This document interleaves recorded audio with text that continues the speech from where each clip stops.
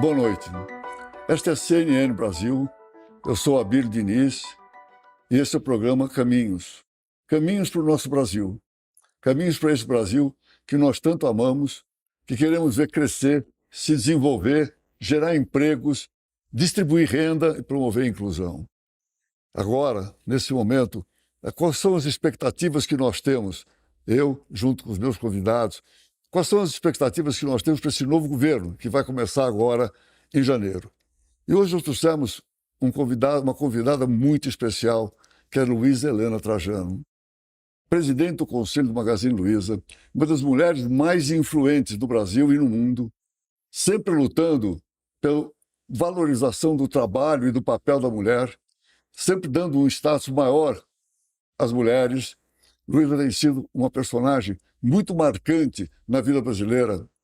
Luísa, muito obrigado por estar aqui conosco. Ô, Abílio, prazer, um prazer muito grande. Tenho assistido seus programas, como está fazendo bem os caminhos para o Brasil. Então é um prazer estar aqui com você. Luísa, você é uma personagem, né?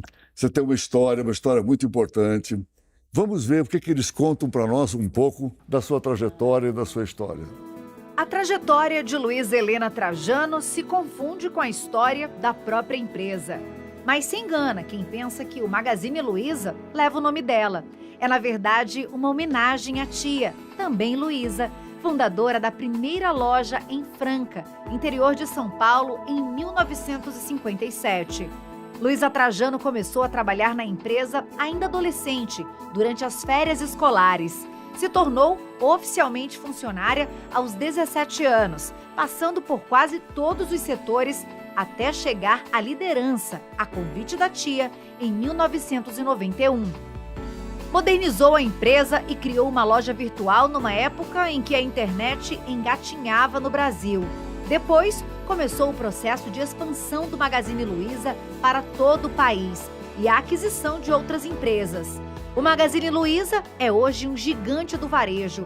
Tem quase 1.500 lojas físicas, com 35 mil colaboradores e um dos mais importantes portais de vendas virtuais do país. Atualmente, Luísa Helena Trajano ocupa o cargo de presidente do Conselho de Administração da empresa e lidera o grupo Mulheres do Brasil, que conta com mais de 106 mil participantes com foco em políticas públicas.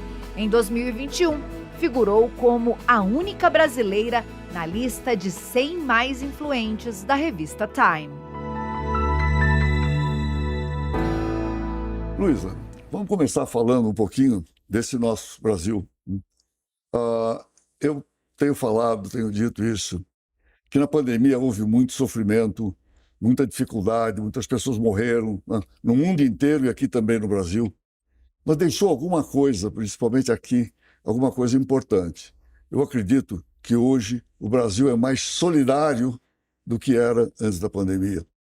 Isso quer dizer o seguinte: esse governo, se caminhar muito para dar atenção ao social, isso vai ser recebido muito bem por toda a sociedade brasileira. O que você acha disso? Bom, Abílio, eu sou uma pessoa apaixonada pelo Brasil.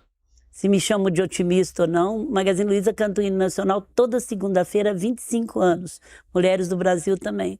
E eu acredito muito nesse país. Então eu acho que o país tem um potencial de diversidade, ele está preparado para esse momento digital. Digital não é uma cultura, ele é uma forma de ser. Então eu acredito muito, o que eu penso é o que você falou. A pandemia, a gente nem sabe o que mexeu conosco, mas ela descancarou a desigualdade social. E todos nós, famílias, empresas, pessoas mais simples, levaram a sério. A desigualdade é um câncer que afeta todo mundo, não afeta só as pessoas que estão precisando. Então, foi descancarado, e se você sabe o tanto que as famílias, que as empresas se juntaram para poder diminuir, porque de repente as pessoas ficaram sem emprego, a pessoa que não ganhava hoje para comer amanhã ficou sem comida. Então, assim, foi muito esse lado da pandemia de trazer essa consciência que o país é nosso e que a desigualdade social não é só do governo, é de todos nós. Foi uma herança dessa tristeza da pandemia que deixou para a gente. Irmão, se nós acreditamos nisso, a sociedade brasileira, né, os brasileiros acreditam que nós somos ser mais solidários com aqueles mais necessitados. Nós estamos agora, tem uma discussão nesse momento de transição, de uma PEC de transição que está sendo colocada na Câmara para discussão, que visa dar mais recursos para o início do governo Lula. Eu acredito que esse momento de dificuldade dessa negociação vai ser ultrapassado e bem ultrapassado. Porque eu não acredito, não vejo que exista dificuldade ou antagonismo entre o social e o crescimento econômico. Dá para você crescer economicamente, dá para você ter as contas do governo, vamos assim, conduzidas de uma maneira austera, e também atender o social. Então, acredito que isso vai se conciliar. O que você pensa disso, dessa negociação agora? Bom, primeiro eu tenho consciência que o social leva um social mais desenvolvido leva a um crescimento. Porque você sabe que um país igual o nosso, ele vive de renda, e ele vive da renda, ele não tem onde pegar dinheiro. E a renda vem do emprego, a renda vem do desenvolvimento das pessoas. Então, eu acredito nisso. Agora, eu acredito também que você, como na sua casa, na sua empresa, você tem que tomar conta das contas. Porque se você não tomar conta das contas, ela estoura, você não pode dar o que dá. Agora, esse equilíbrio... Eu tenho uma frase que serve muito para os pequenos, que eu falo muito na empresa. Fazer mais com mais, todo mundo faz. Fazer menos com menos, todo mundo faz. Agora, fazer mais com menos é o desafio nosso, gente. Muitas vezes tem dinheiro, mas não tem gestão. Então, assim, fazer mais com menos é o desafio. É o desafio de empresa, é o desafio do pequeno, é o desafio da família. Então, eu costumo dizer que aquela dona de casa que vive de salário pequeno, ela é uma ministra da economia, porque ela faz muitas vezes mais com menos. Então, não tem como desassociar de ter uma política certa, fiscal, mas também nós temos que ter um olhar para essa desigualdade. Essa desigualdade afeta todo mundo. Então, isso é muito importante. Também, a Bíblia aconteceu muito. Você viu que as famílias começaram assim, nós não vamos dar cesta básica, nós queremos deixar só legado. Não teve nenhuma, nossa, sua, que não teve que dar 20%, porque a pessoa com fome, ela não faz nada. Então, tem que dar um tempo para gerar um emprego e para colocar isso. Então, eu acredito que vão achar uma alternativa importante como você, entre esses dois pesos, tendo como eixo que nós temos que enfrentar a desigualdade. Luísa, você hoje é presidente do conselho de uma enorme organização que é o Magazine Luiza, né? Que você criou e conduziu sempre muito bem na sua vida. Você já foi gestora, especificamente. Seu filho Fred é um grande gestor, reconhecido como um grande gestor. O que você recomendaria, né, para o Lula, para as pessoas do governo, em termos de gestão nesse país? O que você sente que precisa melhorar na organização, da administração no Brasil? Primeiro, vão entender o que é gestão, né? Gestão é a gente cuidar do dia a dia e unir forças. Não pode ir cada um para um lado. Se na sua empresa cada um tivesse ido para um lado sem uma determinação, não dá certo. É unir. E a gente tem que desburocratizar o país. O país gasta muito dinheiro que ninguém está ganhando. E o digital nasceu para isso, para simplificar. A gente consegue tirar muito dinheiro da desburocratização. E eu que fui do conselho, de outros conselhos, você que foi, sabe que tem projetos maravilhosos de simplificar o Brasil. E a digitalização está aí para isso. Então, assim, a primeira coisa é uma gestão de simplificar. Isso aí não vai pegar dinheiro de ninguém, é dinheiro que não está indo para ninguém, a burocracia. Você sabe que uma burocracia numa empresa não dá para o cliente, não dá para o acionista, não dá para ninguém. Então, assim, a primeira ideia minha era simplificar o Brasil, e através do digital. E eu estou muito envolvida com vários órgãos do governo, ele tem uma digitalização aqui que não termina, outra que não... Vamos simplificar esse país. Então, minha primeira opinião é união e simplificar. União e simplificar. Porque daí você tira sem brigar com ninguém, porque é uma coisa que não está indo para ninguém. Você tem toda a razão, concordo com você. Precisa ter união, tem que unir todos os brasileiros. Não pode deixar esse negócio de politização um lado e o outro. Nós não podemos viver com dois Brasis, um de cada lado.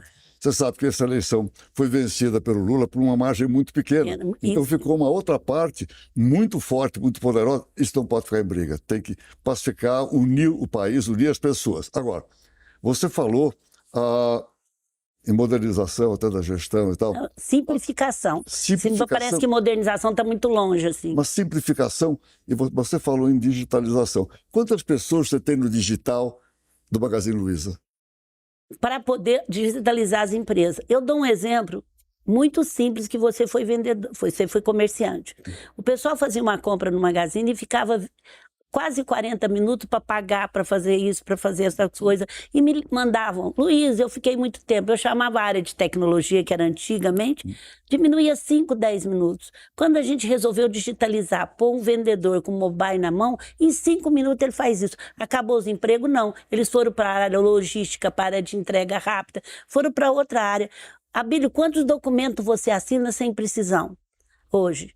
Quantas vezes você faz? Abrir uma empresa hoje tinha que ser tudo digital, fechar. Então, assim, a simplificação é uma economia muito grande que não afeta, porque até nós vamos falar um pouquinho da reforma. A reforma vai ter que fazer uma aliança com os estados muito grande, porque os estados vivem disso, é o sistema nosso. Então, assim, a digitalização, nós temos uma equipe muito grande de digitalização, 5 laboratórios, mas que trabalha para simplificar a vida do microempresário, do Magazine Luiza. Então, hoje, 5 minutos, você faz uma ficha que eu não conseguia abaixar 5 minutos com toda a equipe de tecnologia, porque simplificou, levou o digital para a mão da pessoa de uma forma muito simples. Digitar, minha gente, não é um software, não é um hardware. Digital é uma cultura, Bíblia. Você tem toda a razão, Luiza, você tem toda a razão. E para você implantar alguma coisa na tecnologia, no digital, você tem que mudar a cultura. É uma cabeça. E para você simplificar a administração desse país, certamente você tem que botar tecnologia, senão você não consegue. Eu não sei, você foi bem próxima da Dilma, principalmente no começo do governo dela. A Dilma, no começo, ela queria olhar toda a profundidade, ela queria examinar tudo isso, só que não tinha tecnologia suficiente para realmente se aprofundar.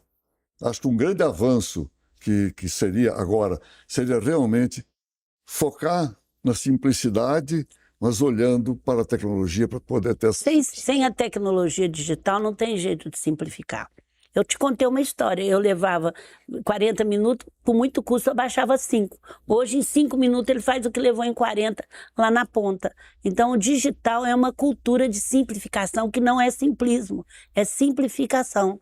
Eu acredito que o Lula vai olhar também para a reforma administrativa e espero que dentro dessa reforma administrativa a gente possa olhar para a tecnologia, para a inovação, para as coisas todas então, que nós podemos ter desse mundo de hoje, esse mundo atual, para poder a serviço nosso para desburocratizar o país, tornar esse país muito mais simples. Agora, uma coisa que para nós aflige todo mundo, aflige todos os empresários, é a parte tributária, O Lula fala numa reforma tributária. Como é que você convive no Magazine Luiza?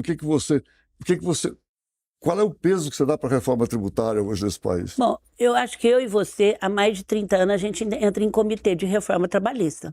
Tá certo? Deus que eu me entenda por gente, eu estou em comitê de reforma trabalhista. Agora me convida, eu falo, não janta. Então acho que tem que agora entrar num acordo. Pagar muito imposto pode ajudar para onde que está indo? O que está fazendo? Agora, por outro lado, a gente tem que olhar como você falou, para o problema social. Agora, eu acredito numa reforma trabalhista, não pode mexer na trabalhista. Eu acredito numa reforma tributarista se a gente simplificar e se a gente... Para abrir mais imposto, não adianta, porque vai diminuir a carga de mão de obra. Gente, é o emprego que vai gerar tudo nesse país. Nós não temos dinheiro sobrando, então nós não podemos tirar o emprego. Então, como é que nós vamos fazer isso? É uma equação que tem que juntar. No IDV a gente está fazendo isso, juntar todos os economistas que têm várias correntes de tributária e tentar entrar num acordo, porque se não entrar também não passa. Se não entrar, um defende uma coisa, outro defende outra. Eu acho que os economistas até entram num acordo. É que uma reforma tributária, realmente, ela é complexa e até certo ponto complicada, porque ela envolve o poder central, depois envolve estados, municípios, enfim, e vários estados. Cada estado tem hoje, em termos de ICMS, cada um estado tem a sua lei, o seu protocolo, as suas coisas. Isso que então, é difícil. É muito complicado. Eu só espero, porque você sabe que o Lula tentou, no seu primeiro mandato, logo nos primeiros anos, ele tentou fazer uma reforma tributária. Ele não conseguiu fazer aquilo andar, por causa de dificuldades em torno da federação, certo? eu espero que ele não queira fatiar agora a reforma tributária, tente fazer ela de uma vez só e de uma vez por todas, porque ficar fazendo aos poucos, a gente acaba não terminando isso. Mas eu acho que é muito importante. Agora, você falou também na reforma trabalhista, né? Nós tivemos uma reforma trabalhista agora. Ajudou bastante. Nesse governo. Ajudou bastante. Ajudou bastante. Simplificou bastante. Simplificou tanto que ficou muito mais fácil. Ela poderia ter sido melhor, mas foi a que deu para fazer. Então ela tem que evoluir e não retroagir. Ela pode evoluir, não retroagir. Ela simplificou. E ela não prejudicou nada o trabalhador. É muito importante. 13º, férias, todas as partes deles ficaram. Tudo. O que deu é mais liberdade para as pessoas escolherem fazer mais rápido as coisas. Agora ela tem que evoluir. Ela tem que evoluir. O sindicato começou, eu sou muito ligada aos sindicatos também, eles começaram a achar outro caminho que não era obrigatoriedade de tá tendo que pagar. Então, tenho sindicatos que achou caminhos maravilhosos para isso. E tem que ter os sindicatos para defender o trabalhador, ninguém está contra isso. Tem que ter. Na reforma trabalhista tem que evoluir, mas o que eu estou escutando é que ela vai evoluir e ela não vai retroagir. Mas ela simplificou tanto para o empregador como para o empregado. Como para o empregado. Ela simplificou e foi realmente um avanço. Luísa, falando assim num outro tema, você sempre foi uma defensora das micro e pequenas empresas, tá? As empresas pequenas. Sempre procurou ajudá-las, sempre procurou ajudar até com o seu conhecimento, entende? E com as suas ações. O que você me fala das micro e pequenas empresas?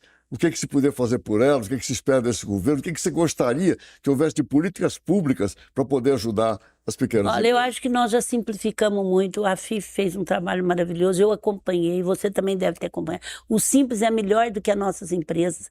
Falta, primeiro, esclarecimento do Simples, que as pessoas muitas vezes nem pagam imposto, nem nada, porque não conhecem. Falta. Então, assim, o imposto delas... O que falta, Abílio, e eu estou trabalhando bastante nisso, tem muito dinheiro disponível na Caixa Econômica, no Banco Brasil. Não chega.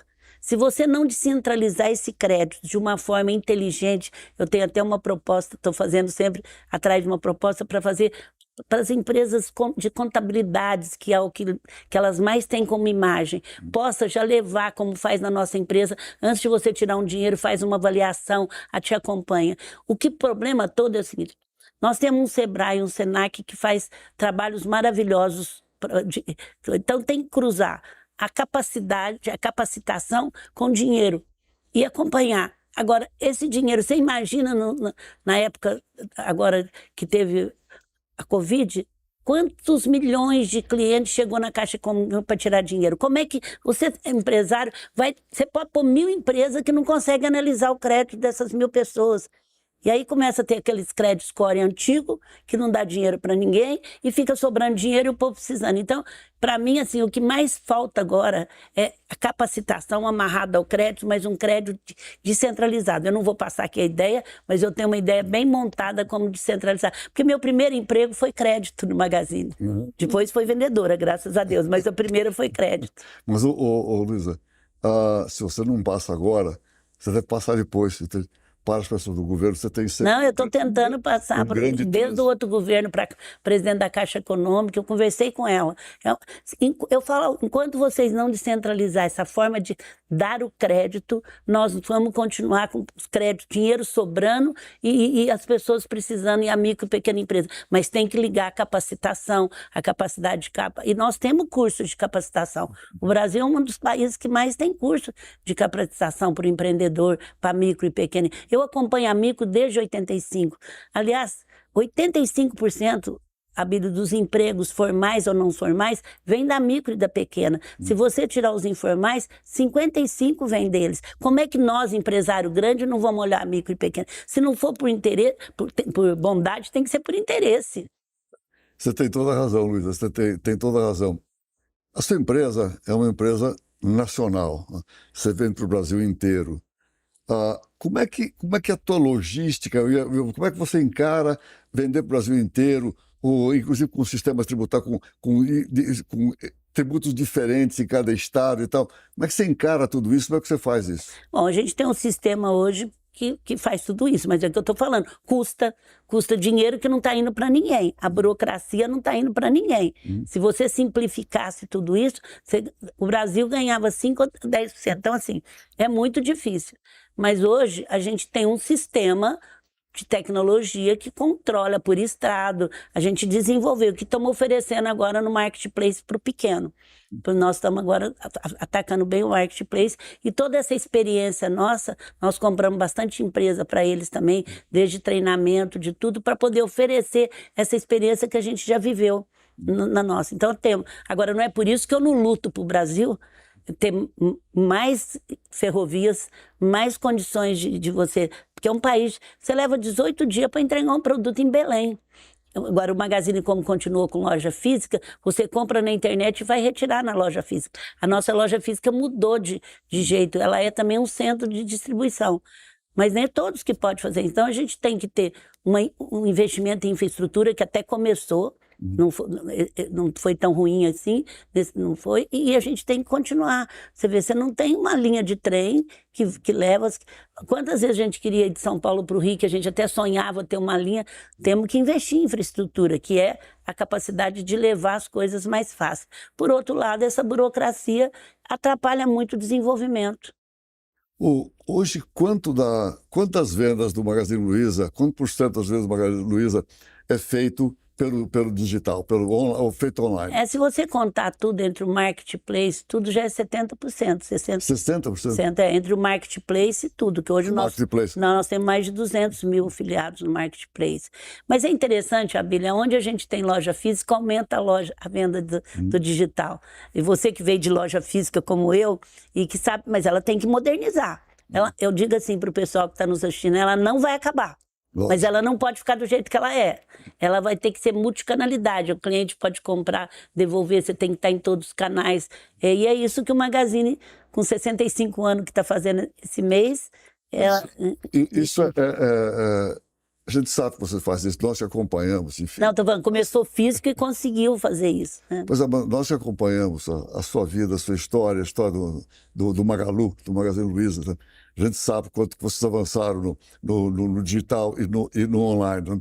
Agora, é isso que você está falando, quer dizer, hoje é o chamado Omnichannel, né? Que é tudo, é a loja física integrada, quer dizer, com digital, com e-commerce, com tudo mais.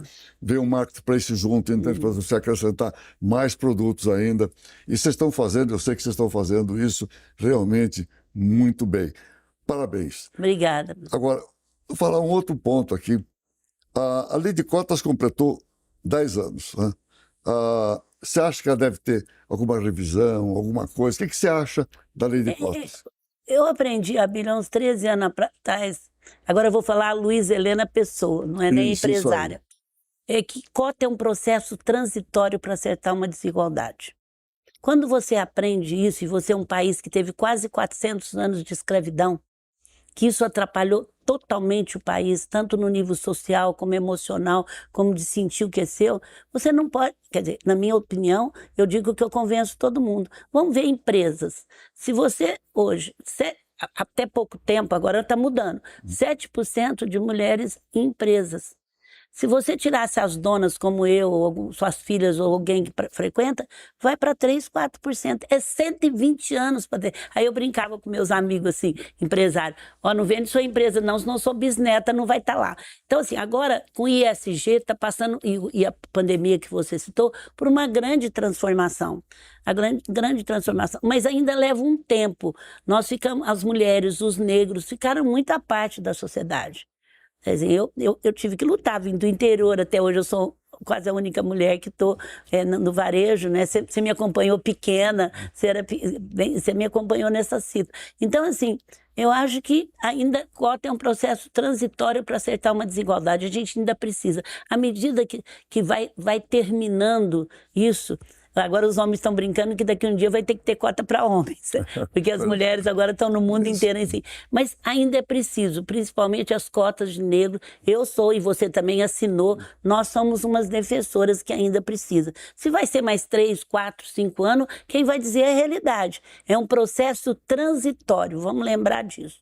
Porque senão nós vamos levar 120 anos para conseguir manter aquilo que é justo que a nossa escravidão deixou marcas terríveis. Assim, em termos de mais políticas públicas, uma das coisas que eu espero desse nosso Brasil, né, que entre se desenvolver, gerar emprego, distribuir renda, é que promova a inclusão. Inclusão de todos os tipos, né, que nós temos na sociedade. E a cota ajuda. Exatamente. Você acha, o que falta mais ainda de política pública para nós promovermos mais inclusão aí? Olha, você sabe que eu luto com isso há muitos anos, independente do Magazine Luiza, e dentro do Magazine a gente tem muita inclusão. Agora, eu estou muito satisfeita com o ESG. Acontece, Abílio, que o financeiro é muito rápido, você entrevistou, e eles são muito espertos. Quem está exigindo agora é o consumidor final. Então, e o financeiro pegou isso muito rápido, eu costumo, que bom. Quando eu entrei na Bolsa em 2011, quando eu falava de pessoas, de igualdade, de tudo mais, eu ia de teimosa. Saía de lá e falava, não dá um EBITDA a mais, não vai dar $1 a mais, você sabe disso, não dá mais, não, mas eu vou continuar falando. Hoje, você que tem empresas e eu que tenho, a Bolsa pergunta para nós se nós temos negros, se nós temos mulheres, e agora mudou totalmente. Eu estava com uma empresa, não vou citar o nome, de consultoria, que sabe que eu sou da vida, lutei, de headhunt. Ele falou, Luísa, a cada 10 pedidos de diretor hoje, 6 que é mulheres. Então, assim, mudou. E quem mudou, e eu agradeço, foi o mercado financeiro com o ESG. Não foi eles que vieram de algum lugar aí.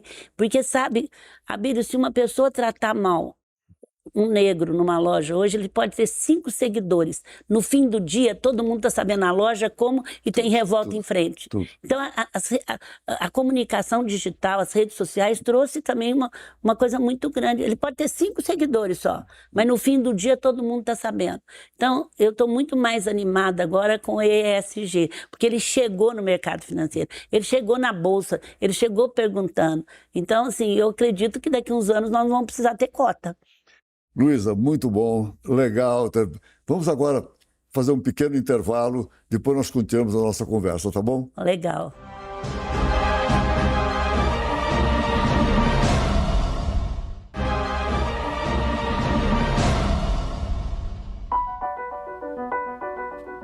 Estamos de volta com o nosso programa Caminhos e com a nossa convidada de hoje, Luísa Helena Trajano, presidente do Conselho de Administração do Magazine Luiza. Luísa, você tem uma voz assim muito forte nesse país, não só entre as mulheres, mas uma voz muito forte. Eu sei que você já foi convidada para cargos políticos, já foi convidada, inclusive, para disputar a eleição até nesse ano, né?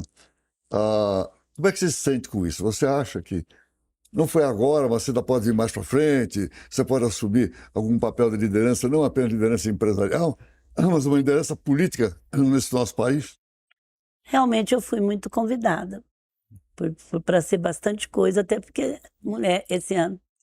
Mas, Abílio, eu acredito sempre, eu não sou contra políticos, tem políticos maravilhosos, eu convivo, você também convive, não sou contra políticos, mas eu, Luísa Helena, eu sempre acreditei que o meu papel é política. Eu sou uma pessoa política, sou desde 10 anos de idade. A minha mãe falava, para de brigar no colégio. Então, eu sou política desde 10 anos de idade. Mas eu acredito que eu posso ser muito mais útil na sociedade civil organizada que eu estou tentando. Então, eu nunca me filiei a partidos, apesar que eu levei muito meme aí. E tá, o único que não me convidou foi o presidente Lula, foi o que eu mais liguei que eu ia ser vice dele. Mas eu fui muito... O único não, quer dizer, um dos que não me convidaram, mas teve alguns que me convidaram. Eu não me filiei, pedia filia, depois você pode largar. Eu nunca me filiei, porque até também, se um lado está fazendo coisa boa, eu estou com ele. Se o outro lado está fazendo, eu estou com ele. Você também faz isso bem. Pelo menos no conselho a gente tentava fazer isso bem. Então, assim, eu não vou ser candidata a nada no país, a nada. Porque, primeiro, assim, se eu tivesse que ter sido, eu teria sido esse ano. Eu teria me filiado e trabalhado e eu recebi muitas propostas legais.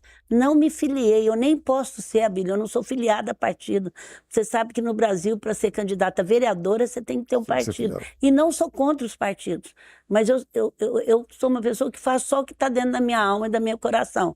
Eu não senti, eu não digo nem pressionada, porque era gente que gostava muito de mim, tanto empresários como população, como mulheres, que falavam, sai, até o último dia de me inscrever. Foi assim, um dia muito escrevendo no partido. Você que escreve, se você não quiser, você sai. Não, eu não me inscrevi. Então, assim, eu sou uma política, acredito que políticas públicas que mudam o país, mas a minha vocação é para trabalhar junto com a sociedade civil que eu tenho feito. Eu admiro você por essa sua posição, que apesar de ser muito assediada, continua tendo essa posição de empresária. Eu acho que você está... Eu sou uma empresária e uma cidadã política. Política. Eu não sou aquele empresário que eu não quero saber de política.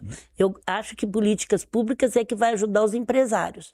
Quero deixar isso bem claro. Por isso que a gente montou o Grupo Mulheres do Brasil. Eu acho que nessa vida, todos nós temos que ter um pouco de política dentro de nós. Uns mais, uns menos, tá certo? Eu nem sempre tive isso, tá certo? Mas fui aprendendo com o tempo, com o passar dos anos, que todos nós temos que ter sempre uma atitude política dentro de nós para poder saber lidar com as coisas. Eu queria passar para um episódio que a gente sabe da sua vida. Quando você recebeu um convite para liderar o Magazine Luiza, o seu tio foi contra que você assumisse para liderar por você ser mulher, né? Como é que você fala sobre isso? O Abílio, eu acho que ele não falou eu sou contra, sabe? Porque assim, Mas também não apoiou, né? não, e também ele era, eu entendia. Eu trabalhei muito tempo, Abílio, no balcão, vendendo.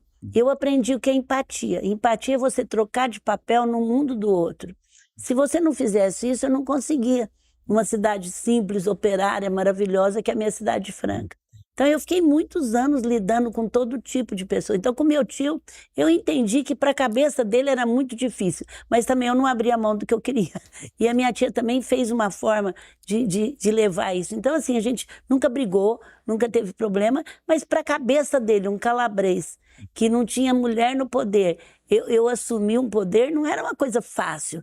Então, assim, e para mim não era fácil ter ele lá, mas assim, por outro lado, eu sou muito grata, porque eu acho que à medida que ele também teve essa resistência, eu sou filha única, eles não tiveram filho, eu sou bem autoestima boa. Eu acho que eu teria não sido tão mais competente como eu sou, porque eu tive que como eu fui, né? Porque eu tive que me desafiar, como eu tive que me desafiar, sabe? Para dizer, e dentro de um propósito de vida, porque eu sempre fui muito de propósito. Você preside o Grupo Mulheres do Brasil, que trabalha pela igualdade, oportunidades de gênero e raça. E fala mais desse programa que você preside e que eu sei que é tão importante para o teu coração, para você lá dentro, tá? É importante para a sociedade brasileira, mas você toca esse programa para frente com muito amor, com muito carinho. Fala um pouco para a gente. Ele nasceu, inclusive, no governo da presidente Dilma, mas não tinha nada a ver com ela, assim, com o programa que ia nascer. Eles chamaram para me levar umas mulheres, assim, na época nem falava de empreendedorismo, em 2013, para discutir um pouco como que estava o papel do empreendedor. E aí, para não ficar só eu, Tieco, Sônia, aquelas mulheres que na época eram 5 ou 6, eu fui para o Sebrae e levei 40 mulheres, até as meninas de Paraisópolis eu levei para essa reunião. Foi gente do interior, só que antes a gente reuniu, Abílio, para poder conversar, porque a gente nem se conhecia. Eu aumentava para 10, para 20, para 30, para 40. E aí, quando saiu a reunião, que por sinal foi o dia que teve uma exposição Mulheres do Brasil lá, e a gente foi embora. E todo mundo gostou tanto da nossa pré para se conhecer que quiseram montar um grupo. Como eu acredito que uma sociedade civil organizada vai mudar, a história mostra isso, muda o país, a gente topou. Começou com 40, com 50, com 60, e a gente, é claro, o que a gente não pode ser, nós somos totalmente suprapartidários enquanto grupo. Para você ter uma base, não teve um WhatsApp que não teve briga agora esse período. Nós não tivemos que tirar nenhuma pessoa, porque no nosso WhatsApp, nas nossas redes sociais, a gente não fala de política, a gente não fala de partido, a gente fala de causas, mas não fala de partido. Então, assim, em 2018 nós tiramos uma pessoa, não do grupo, da rede social, porque estava defendendo demais, só isso. Então, a gente é um grupo político suprapartidário. Enquanto Grupo Mulheres do Brasil, cada um individualmente pode fazer o que quiser. E hoje nós somos um grupo político. Político porque nós acreditamos que é política pública que que move o país. Agora a gente não inventa a roda. É outra coisa que a gestão precisa aprender. Se tem um aplicativo bom que já serve para o Brasil, por que eu vou criar outro? Claro. Então a gente junta, e nós trabalhamos muita violência contra a mulher, porque é uma coisa muito séria. O Magazine tem linha para isso, que a gente já perdeu. Uma que a gente perdeu, falou, nunca mais vamos perder. A cada 2 horas uma mulher é morta, porque é uma perda grande. Então o Grupo Mulheres do Brasil é um grupo que trabalhamos sem parar. Em todo o Brasil, fora do Brasil, na Alemanha. Eu cheguei agora de Washington, estava em Washington, em tudo quanto é lugar. É uma rede que não é objetivo de rede, que trabalha. Nós temos isso, fazer acontecer, não ficar fazendo diagnóstico, porque é outra coisa que eu estou cansada de reunião, é diagnóstico, né, Abílio? Gente, vocês já sabem que a educação é a base de tudo. O que nós vamos fazer para colocar a educação na... Então, assim, é um grupo político e hoje todo mundo tem muito respeito, porque nós temos 111 mil mulheres nesse grupo, em todas as capitais, em todos os continentes, e tá junto. E cada dia aumenta mais, que nós só temos um propósito. O nosso partido é o Brasil. E não é boca, não. É para ajudar o Brasil. Nós tivemos aí uma polarização muito forte antes da eleição, e mesmo agora. De que forma essa polarização, né, te pegou? Estou falando agora não do Magazine Luiza, mas de você. Olha, com muita tristeza, Abílio. Teve momentos muito tristes de polarização, momentos de julgamento, momentos de coisa muito triste. Mas, por outro lado, enquanto cidadã, eu entendo que o processo democrático passa por isso. Como pessoa, muitas vezes, muito triste, afetada muitas vezes, afetada o Magazine Luiza muitas vezes sem razão nenhuma, muitas vezes por causa das minhas posições a favor de uma coisa ou de outra, e eu vou continuar tendo as minhas posições. Mas, assim, por outro lado, é um processo democrático que o mundo inteiro viveu. Lugares mais radicais e mais outros. O que eu estou pedindo para todo mundo agora é que vamos respeitar e vamos lutar pelo Brasil, como você começou o programa. Não adianta, nós vivemos dele. Vamos respeitar agora e lutar e fazer. E que o presidente também, que foi eleito, entenda que o discurso e as ações dele seja por um Brasil e não para quem votou nele. É que eu estou sentindo que ele está falando de discurso, e isso está me deixando muito feliz. Porque você, quando assume um país, você não tem mais um lado ou outro. Você é presidente do Brasil. E é isso que eu acho que precisa acontecer, e lutando muito para, nesse momento, a gente olhar os problemas do Brasil, porque esse Brasil é maravilhoso. Nós não temos terremoto, nós não temos nada, nós temos uma diversidade econômica. Eu digo assim, precisa construir 20 milhões de casas em 10 anos para você ter... Nós temos consumo. Aí fala, como você vê o consumo? Eu falo, olha, o consumo, para você ver quem tem muito é uma coisa, agora para quem não tem nenhuma casa, você tem que olhar diferente. Aí eu brinco, construindo 20 mil casas, o que eu vou vender de geladeira, de televisão, o povo vai vender de tijolo, marketplace nosso. Então, assim, é um país maravilhoso, então nós temos que olhar para isso. Eu estava num evento agora em Washington, que eu recebi um prêmio que não teve nada, e eles perguntaram para os 2 secretários diretos do governo, num bate-papo igual nós temos, e o Brasil, não foi por causa de mim, perguntaram geral. Ele falou, o Brasil é um dos países que mais o mundo precisa. Precisa, nós não temos um problema de religioso sério.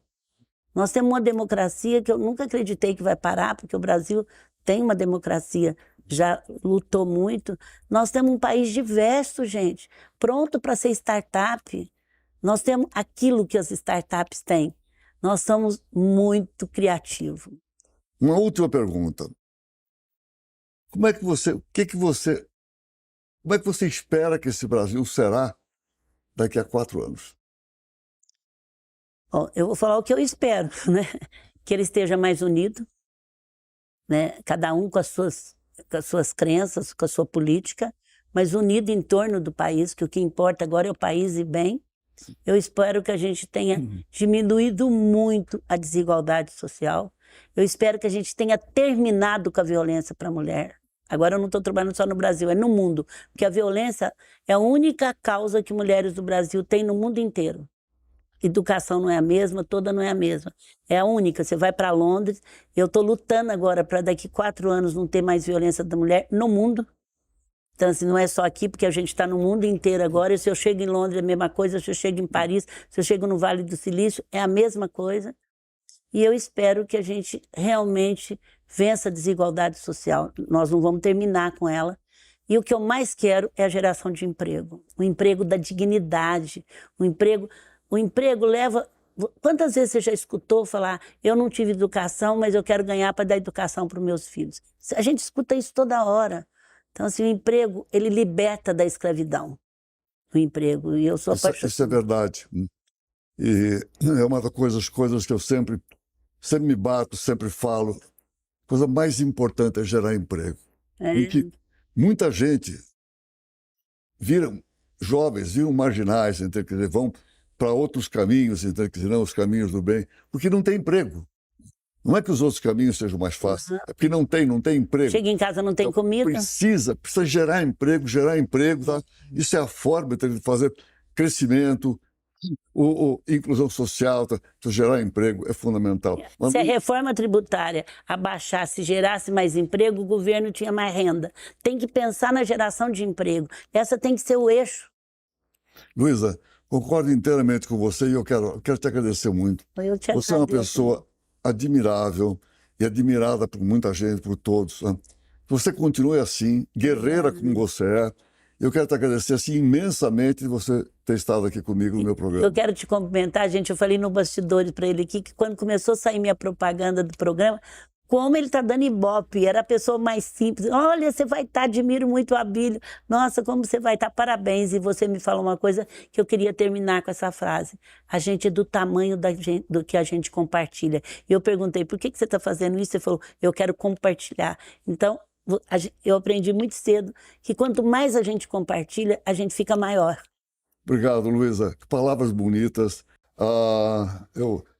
Me toca o coração, essas palavras. Obrigado. E aí?